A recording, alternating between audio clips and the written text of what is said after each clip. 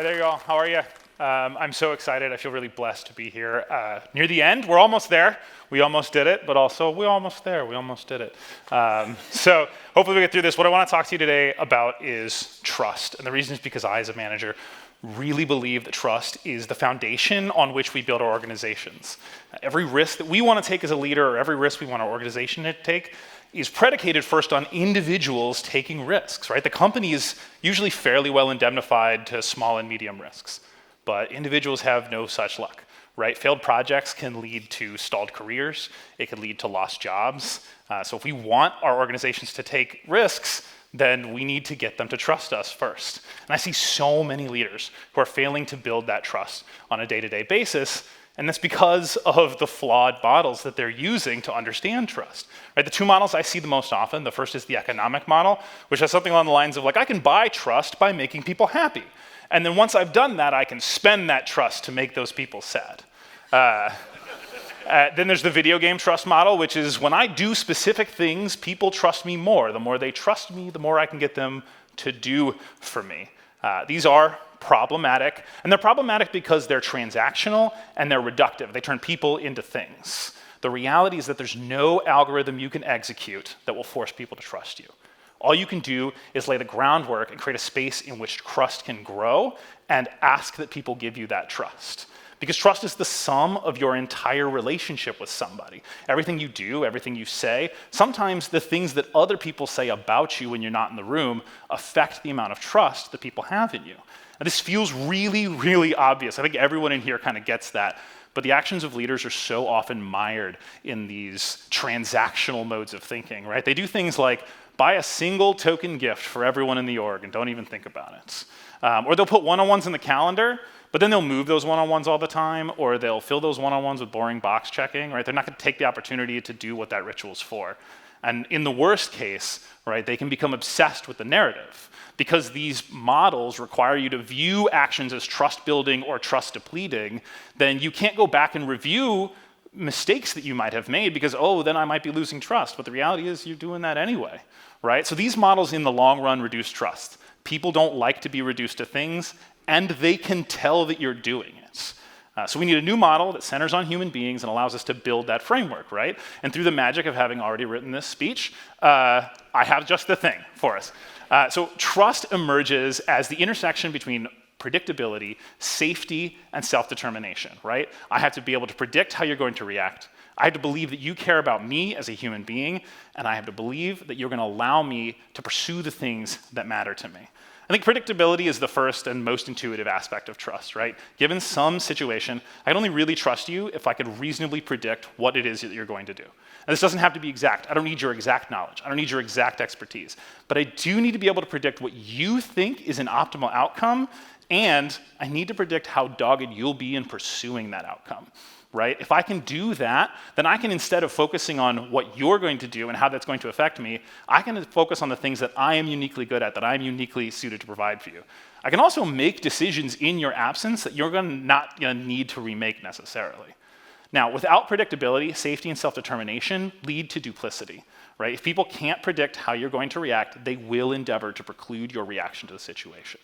And I guarantee that's going to include lying to you, right? And when they can't preclude you, then they're going to get all psyched up about how to convince you instead of trying to figure out how to make the right decision. They're going to lie to you by playing up the risks that benefit them and by playing down the risks that don't benefit them, right? Now, predictability does not necessarily imply agreeability. It is very much easier to build trust in a situation where everybody agrees with you all the time, right? That's easy. But when people can understand what you're coming from, when they can predict what you need, they can choose how to align themselves with those goals. The obvious way to increase your predictability is writing things down. Because even when well-intentioned, right, your verbiage is naturally going to change from conversation to conversation. And as people start to compare notes, this is going to lead to the perception of unpredictability. Written goals on policies, on the other hand, carefully crafted, give your team reinforcing materials that they can use to prove your predictability to each other, right? But any decision you write down, you're eventually going to have to remake. And that's why, instead of focusing on what I'm doing, when I write documentation, I try and focus on the why. This creates stability in your message that will survive through changes in tactics, right? Why just changes much less often than what? But why does change eventually? And the thing is, changes in goals are a lot easier to follow than changes in behavior. They're a smaller set of concerns, and they tend to change more incrementally. Plus, you've already coached people to think about the why, so now you can just recursively tell them, well, this is why the why is changing. Safety, on the other hand, is the second most important ingredient. Physical safety is, of course, a part of this, but if your engineers are not physically safe, I am not equipped to help you solve that problem, but I really encourage you to solve it immediately. So I want to focus on psychological safety. There's been so much said about psychological safety today. I hope you all heard it. I definitely heard it really loud. But given some situation, I can only meaningfully trust you if I believe that you care about me as a human being, right? If I believe that, then I can do things like bring to you things that are going poorly and get your help. I can think outside of the box without fear that a bad idea is going to be used against me later on. I can also admit when I miss something and change the systems in place to ensure that I don't miss it again in the future. In short, psychological safety is the thing that lets your team be vulnerable around you. Now, without psychological safety, predictability and self-determination lead to cynicism. If your reaction is predictable, but people don't think you care about them, then they are going to hide things from you until they know that you're going to agree. Right? An important form of this is covering up bad news until you can fix it, which is terrible. It's useless. They will also use their self-determination to carve out little fiefdoms, places where they can prevent others from interacting with them. And then slowly, over time, that turns into being completely closed to feedback because they have to be obsessed with being right because they don't feel safe. Now, safety is not the absence of accountability. In fact, a lot of times, safety means being very clear with people about what they're accountable for and only actioning on those things. Clear accountability makes the stakes of a given risk calculable, and that gives people the ability to make decisions that make themselves feel safer. A common thing that threatens psychological safety is over-focus on individual outcomes. Now, this isn't necessarily a bad idea, right? Good parts should make a good whole. But if that was automatically true, then the Pro Bowl would be fun to watch, and it's just not. The truth is all-stars get in each other's way, right? They're good at their job because they like being recognized, and they'll elbow each other out of their way in order to get that recognition. It also creates a coffee is for closers culture, where people are constantly looking over their shoulder going like, oh, is that guy gonna beat me? Should I trip him, right? And you create a situation where people aren't focused on the goods of the team. So to combat that individual glory seeking and create some psychological safety, I like to make the team the fundamental unit of success and failure. Socialized wins feed your all-stars. They love knowing they made the big play. But socialized losses means nobody needs to be perfect 24/7. People can take risks knowing that if they succeed, there's big upside, and if they fail, the rest of the team will be there to help cushion the blow. The last ingredient is self-determination. Predictability and safety build theoretical trust, but self-determination realizes that trust. People with self-determination can go out and test how trustworthy you are, and that gives you an opportunity to prove that it was a good idea to trust you in the first place.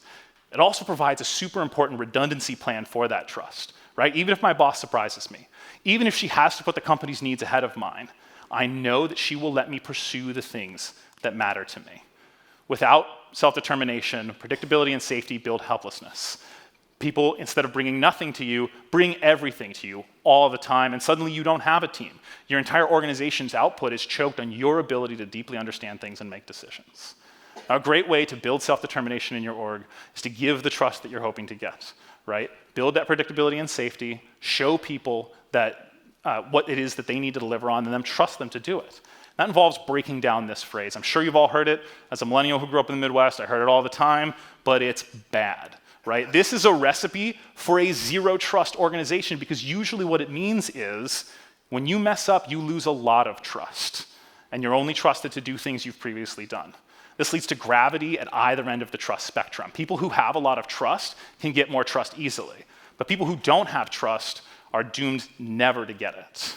So instead, I live by trust is validated, not earned. I'm going to burn some time to repeat that because I think it's that important. Trust is validated, not earned. You have to give people an opportunity to validate your trust. Give them a task you're not sure they'll succeed at. Tell them what constitutes success and debrief with them afterwards. If they don't validate your trust, that's fine. talk to them about how they'll do it differently in the future, and ensure there is at least one next time. I don't want to lie to you, though. This is not easy work. This is hard labor, and the benefits are not immediate. It will take time.